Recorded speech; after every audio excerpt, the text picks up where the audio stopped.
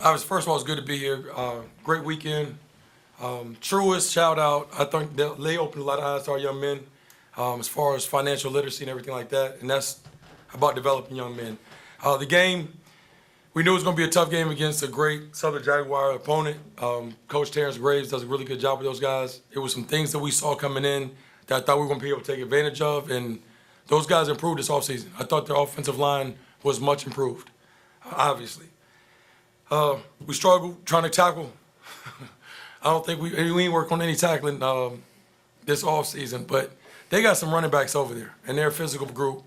Then, when we finally started hitting him, we couldn't get him down. But I thought our offense played really well. We had a turnover early that hurt us, and then we had to settle for 2 field goals. But time of possession was key. That's what really kept us in the game and settled us down in the first half. Obviously, I thought coaches made great second half adjustments. We won first down. We won first down defensively, got him to third down, and then we did a really good job of getting off the field on third down. But time of possession, I think, thank you. Time of possession and field position was the difference in the ball game tonight. We will now follow up with a statement from the game MVP, running back Chris Mosley. Appreciate it. My big emphasis going in this game was start fast, discipline, execute, and just be us, be who we are. We know we come in this game, we have weapons, great O-line, a lot of preseason awards, so we knew the trenches we could have won that if we came and executed that. So coming in this game, that was the main focus. My main focus in that running back room was, just being electric, giving those guys energy, showing them, we here, we came to play, and, I think I did that. We'll now follow up with questions from the media. Please state your name and your affiliation. We're going to start here on the right with the gentleman in the striped shirt. Coach Maceo Hurd, the Crush Sports Talk Network. Talk about that opening drive, Coach. 13 plays, you just marched the ball down the field. Talk about setting the tone with your opening drive. We've been very consistent offensively, and I think we've done a good job running the ball, and I've been pleased where we've been off season and throughout camp. And usually I defer. Today I was going to take the football, and we're going to try to set the tone with the offense on the field. They won the toss, they deferred, and put them out there. Our plan was to score and then try to hold them to a 3-and-out. We scored, didn't hold them to a 3-and-out. But, Coach Leone does a great job with play calling. He's unbelievable. He is outstanding. And then when our offensive line, I think they made a statement early.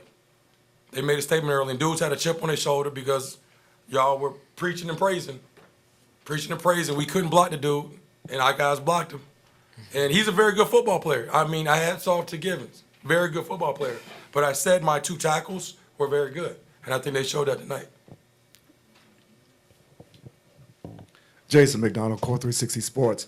Coach, 5 penalties, 50 yards, even though that didn't really tell the story of the game because a couple of them were inside the 10-yard line. But is that something that you feel like you can clean up? And the second question is, how many times did you think you could have scored because there were some holes out there? Yeah.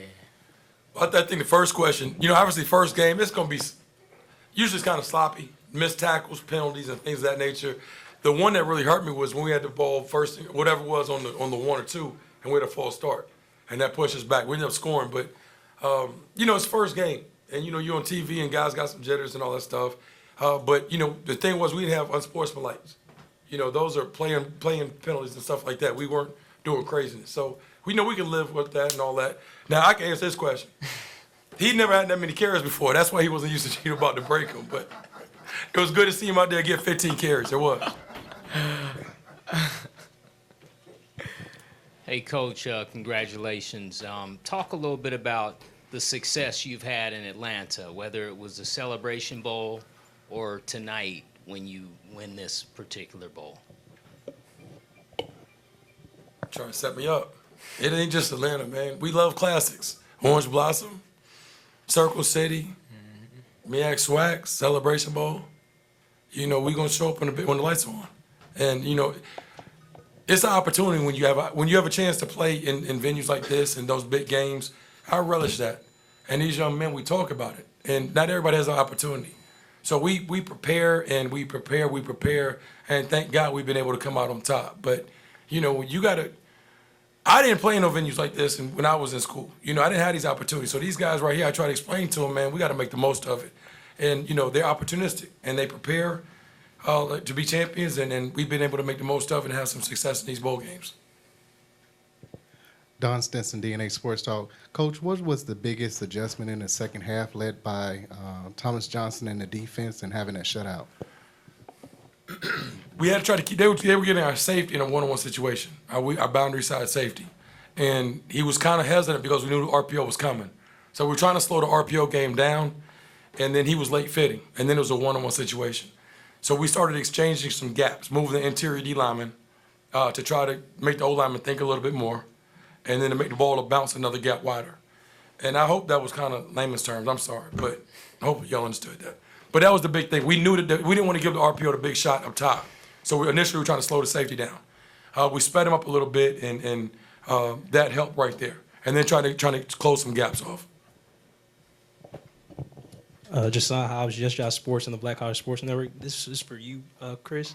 As your coach said, you've never had this many carries. This is only your second game with double-digit carries since joining North Carolina Central. So how does it feel to go for your career high in yards and establish yourself as the guy in the backfield for the Eagles?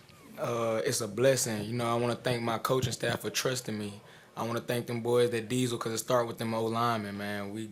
We got the best O-line in the MEAC. It start with them boys. So running behind them they make my job easier. All I got to do is make one or two miss, and I already got the speed, so the rest is history. Coach Trei Oliver, how you doing? I mean, what's happening? What's going on? Johnny Cole from HBCU's Coach's Corner. You know, you're a championship coach. You talked about Mosley last night on our show. He was the best kept secret. What kind of grade, you know, I know you got to go back and watch film and stuff, and where you think this team can go just with this performance tonight? I mean, you guys were exceptionally controlling the ball. Defensively, you made a great adjustment at halftime. Great coaches do that. Of course, we know you're one of those. I know it's early, but where could this team go, you think? Because you've been there before, you know, and so looking at this squad. I thought that was a slightly above average performance. I thought we left a lot out there. You know, I thought our guys, we didn't strain in the first half. And there were a lot of blocks, a lot of tackles that the guys made. And I thought we could have bigger runs if the receivers would have strained more on the perimeter blocking, if the O-line would have strained more, you know, in the trenches. Because the big guy, 91, we ran a couple plays and he, you know, fell off some blocks and, you know, made ankle tackles or clipped Mosley up. So that's why I challenged the guy in the second half. We got to strain. And I thought we did a better job of that. I thought we played harder in the second half. But you can't pick and choose. We lost. Playing one half football is what kept us out of Atlanta last year. So I'm expecting us to play 4 quarters of really good football. That's the only way you're gonna be able to make it to the championship game. That right there tonight was above average performance. That ain't gonna get us there. We have 2 more questions. Yes, Charles Bishop, Dr. Fields, inside the HBCU Sports Lab.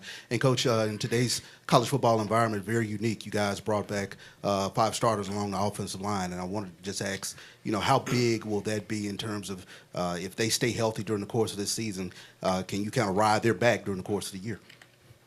We're fortunate. It was 4. It was coming. It was supposed to be 5. It was changed last minute. Nobody got hurt. Somebody just played really good this past week. But we have a really good offensive line, and we do a great job of developing those guys. And I think that's the biggest thing. Yeah, I think you get caught up when you're in June and you're trying to find that transfer. You're trying to find that big transfer to come in and play, and you're going to plug and play him right away. You're going to get in trouble with that. These dudes have been in our program. We've developed them. And we played some freshmen tonight, some young kids tonight. And that's how you develop those guys. But if you're sitting around waiting on a transfer, the transfers we had out here playing came from Division II, and I think one from NAIA. We ain't got no SEC transfers. The ones I find struggle. We'll have our final question in the back. Sly Williams, HBCU Game Day. Coach, you had an excellent game with your running back, big time, 174 yards. But you also had a pretty good game out of your quarterback. Can you speak on him? He was only had 5 incomplete passes on the night. Can you speak on your quarterback? You look like a dual threat tonight, didn't he? I'm just joking. Let's not go too far. Let's not go too far. He did pull one down and try to get to the box, but I mean that was the big thing. Walker has always done a really good job of managing the game. He has a strong arm. He can place the ball and things that people understand. If I run a curl route and the DB is here, Walker can put it on the outside shoulder.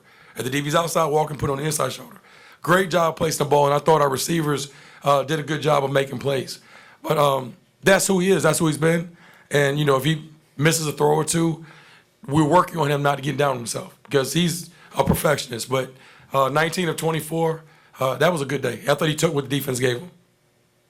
Thank you, Coach. Thank you, Chris. Baby girl, you are so pretty, pretty, pretty, pretty. Baby girl.